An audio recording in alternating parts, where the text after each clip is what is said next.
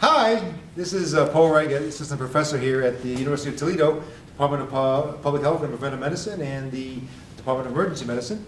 And this is another, this is, by the way, before I forget, this is Dr. Murdag. I almost forgot her. I can never forget Dr. Murdag. As you notice from all the Arabic that's on the board. What we're going to do here basically today is go a little bit further into scene management of a simple disaster. We've already gone to part 1 and part 2. Now we're going to go into part 3. Part 3 essentially is looking at this from the standpoint of EMS, okay, medical emergency services. What we have here essentially is the command post. We have EMS command, fire command, and police command. I want you to forget about fire, which is going to be the incident commander at this scene, and police command, because they are not relevant at this point. What we're going to be talking about is EMS and the 3 principal officers that are under the command of EMS. We'll start with the EMS command. He's the command for all the scene. He's the one responsible to sort out where exactly the triage officer should be located, the treatment officer, the transport officer. He's the one who's receiving all the information from them and communicate with other dispatches and other commands. He's under the umbrella of the incidents command that it's usually been taken over by the firemen. So this is the EMS command. He's supposed to be in the command post position, beside the radios, beside the communication tools. He's the one who's going to give the orders. He's going to deliver the information.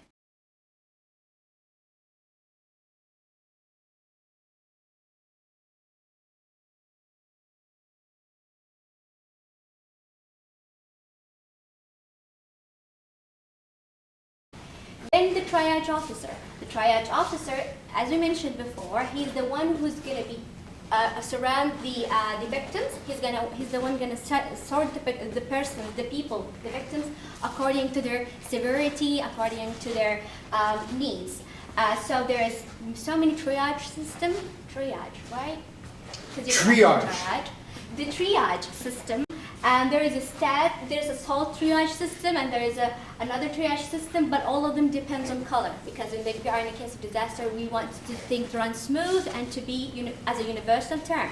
So we run in color. We usually color the patients according to the red, yellow, green, and black, according to their status.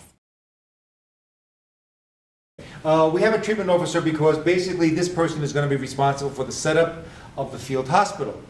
You know, one of the things that you think about is that, well, we have all these victims over here, why not just put them in an ambulance and then take them right to this hospital, which is close by, which may be no more than about a mile down the road. Well, the problem is that that hospital may not be ready to receive 40 victims all at one time. It may be that that hospital has also been hit with a disaster. It may be that they have other hospitals that are also being hit, and we need to stabilize these people as best as possible until the hospitals are ready to receive them. Okay? We do not want to transport the disaster from one scene and create another disaster at another scene. So that's why we have the treatment officer at the field hospital. Okay, so the treatment officer should be located beside the patient, beside the incidents. He's the one who decided to go there, or what is there? What happens is that when these triage people are triaged, red, yellow, green, and black, for example, if they're red, yellow, and green, they be triaged to this place, this position, or this position, and this treatment officer then is going to re-triage them. Oh, that's a very important Yes. point. Okay, because triage is a dynamic process, and we'll go into that at another time. And then he'll say that these people go to the red zone, the yellow zone, or the green zone. Okay? The people who are declared dead on this side, who are tagged black, stay here. Nobody touches them until the coroner releases their remains. Okay, that's great. Okay. So the treatment officer should give. He doesn't give a treatment. He just gives a stabilization for the patient who needs, or who can offer stabilization, and sort them again to deliver to the transport officers who needs to go farther. Now who can stay a little bit, who needs a critical care, who need a trauma hospital, who need a pediatrics or hospital. It depends on the situation, on patients, on the victims here. So the transport officer, as we see here, he's the one responsible to transport the patients. and he received the assortment from the treatment officers.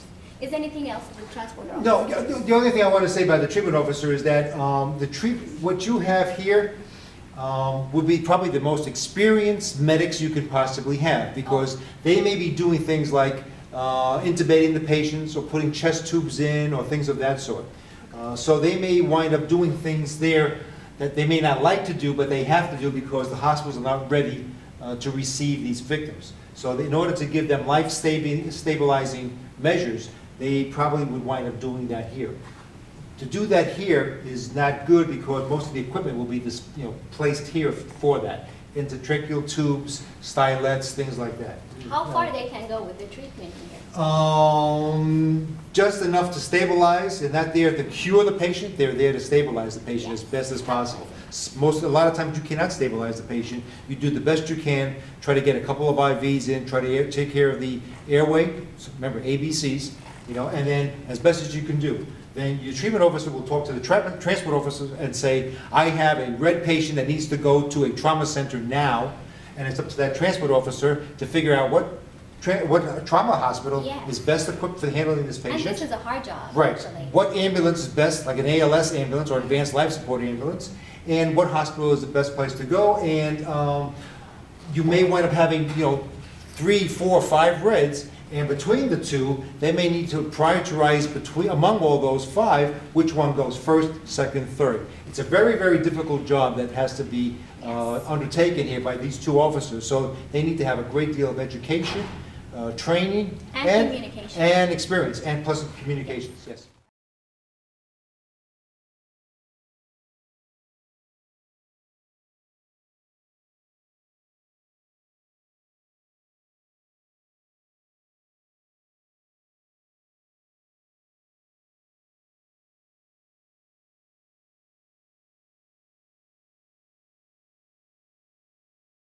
Okay, thank you. Thank you. Bye.